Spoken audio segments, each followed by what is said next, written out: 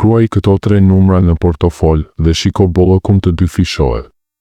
Përshëndetje të gjithëve. Mirë se erdhët në këtë video të veçantë, ku do të shqytemi thellë në një traditë të lashtë, të rrënjosur në mençurinë e Kabalas dhe Talmudit.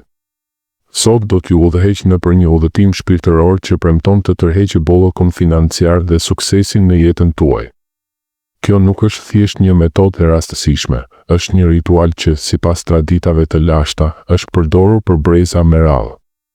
Do të zbërthejmë çdo pikë në mënyrë fantastike, duke eksploruar thellësitë mistike, simbolikat e fshehura dhe implikimet shpirtërore. Para se të ndiqni këtë video, mos harroni të pëlqeni faqen tonë dhe të shpërndani videot miqve tuaj, është shumë e rëndësishme për ne për mirëmbajtjen dhe rritjen e faqes sonë. Le të fillojmë me pikën e parë. 1. 3 numrat e shenjtë, porta mistike drejt bollokut. Imagjinoni për një çast se numrat nuk janë vetëm shenja të ftohta matematike, por qenie të gjalla, të mbushura me energji kozmike që vibratojnë në frekuenca të fshehura. Në traditën e Kabalas, numrat janë esenca e krijimit, çelësat që hapin dyert e universit. Këtu, ne kemi 3 numra të shenjtë, 18, 26 dhe 72. Secili prej tyre është si një yll në një konstelacion mistik që ndriçon rrugën drejt bollokut financiar. Le të zbërthejmë secilin në mënyrë fantastike, duke zbuluar shtresat e tyre të fshehura, si të hapësh një ark thesari të varrosur në rërën e kohës. Së pari, numri 18. 18. Ky nuk është thjesht një numër, është një thirrje e jetës vetë. 18 ta korespondon me fjalën çaj, që do të thotë jetë. Imagjinoni një lumë të gjallë energjie që rrjedh nëpër venat e financave tuaja, duke i ringjallur ato si një kopsht i thatë që laget nga shiu hyjnor. Në Kabala, 18 simbolizon ciklin e jetës dhe vdekjes, por këtu fokusohemi në aspektin e bollokut. Pse 18? Sepse është shuma e 10 plus 8, ku 10 përfaqëson 10 sefirotët, degët e pemës së jetës në Kabala, dhe 8 është numri i pafundësisë, i kthyer në anë. Kur shkruani 18 në portofolin tuaj, ju nuk po shkruani vetëm 2 shifra, ju po thërrisni forcën e jetës për të mbushur xhepat tuaj me energji të pashtershme. Mendoni për historitë e lashta, duke përdorur këtë numër në ritualet e tyre, kanë shndërruar varfërinë në pasuri, si Mojsiu që ndau detin e kuq për të hapur rrugë të reja. Në praktik, 18 vepron si një magnet, duke tërhequr mundësi financiare që duken si mrekulli. Por kujdes, kjo energji kërkon besim. Nëse dyshoni, ajo zbehet si një hije në errësirë. Le të kalojmë më thellë. Në Talmud, 18 lidhet me 18 bekimet e lutjes Amida, që janë si 18 shtylla që mbajnë qiellin e bollokut. Përfytyroni portofolin tuaj si një tempull të vogël, ku 18 është altari që ofron jetë të reja financiare. Kjo është magjia e 18-së, nuk ju jep vetëm para, por ju bën të ndiheni i gjallë në çdo transakcion. Tani, le të zhytemi në numrin 26. 26, kjo është zemra e misterit. 26 është vlera numerike e emrit të shenjtë të Zotit. Ky numër nuk është thjesht një lidhje, është një orë direkte me burimin hyjnor të bollokut.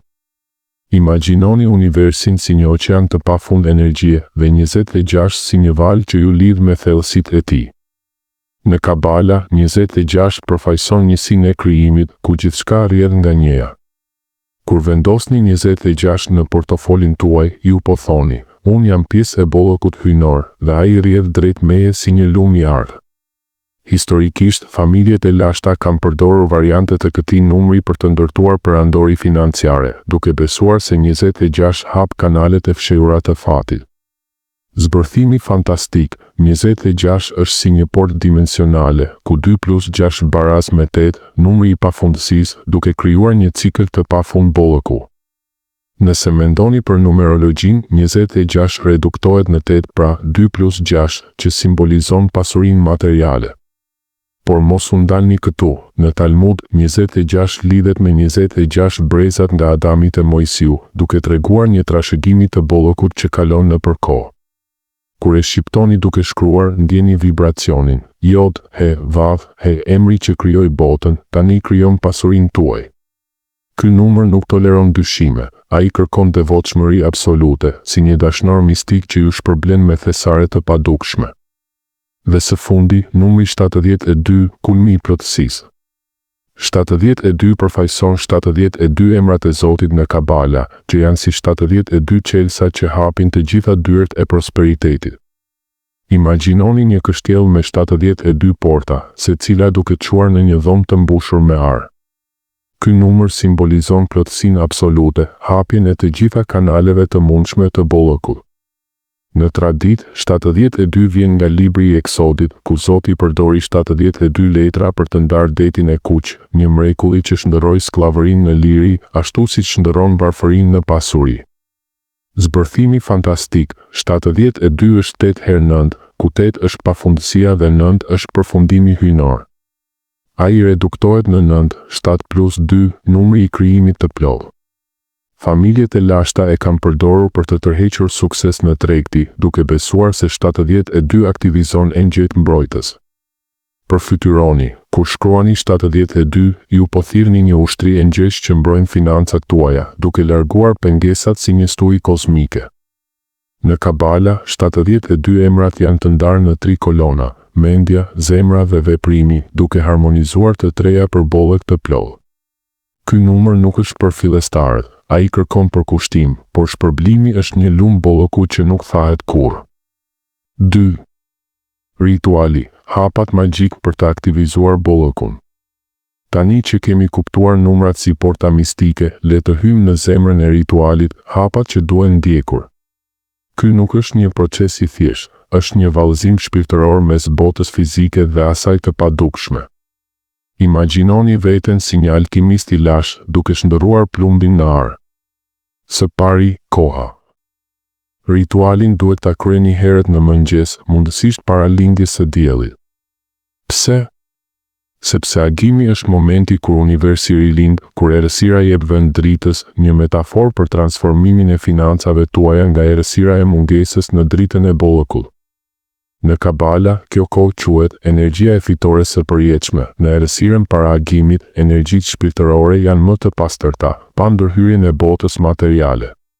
Familjet e lashta e kanë zgjedhur këtë orë sepse është si të mbjellësh farën në tokë pjellore, duke lejuar bollëkun të rritet gjatë ditës. Nëse e bëni pas lindjes së diellit, energjia shpërndahet si mjegull. Ndjeni qetësinë, zgjohuni, merrni frymë thellë dhe ndjeni se jeni në harmoni me krijimin. Hapi i dytë, pastrimi, larja e duarve 3 herë. Ky është një ritual pastrimi që nuk është thjesht higjienë, është një larje shpirtërore. Në traditën e lash, duart përfaqësojnë veprimin dhe larja 3 herë korespondon me 3 botët, fizike, emocionale dhe shpirtërore. Zbërthimi. Uji është simbol i pastërtisë, duke larguar negativitetin si një lumë që pastron gurët. 3 herë sepse 3 është numri i krijimit, triniteti në Kabala, Keter, Chokma, Bina.